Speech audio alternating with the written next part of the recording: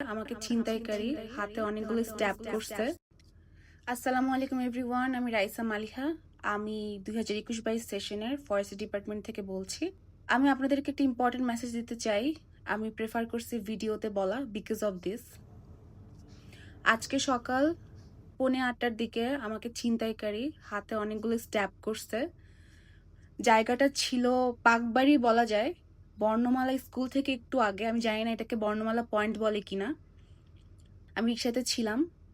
আমি 7:30টায় বাস থেকে নামি কদমতলী বাস স্ট্যান্ডে। ওখান থেকে আমি যখন বাগবাড়ির এই পয়েন্টটাতে আসি, তখন আমাকে দুজন ছিনতাইকারী আর কি ঘেরাও করে।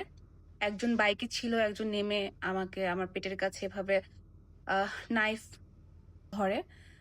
এত বড় নাইফ ছিল। তো আমার যেটা প্রথম ইনস্টিংক্ট ছিল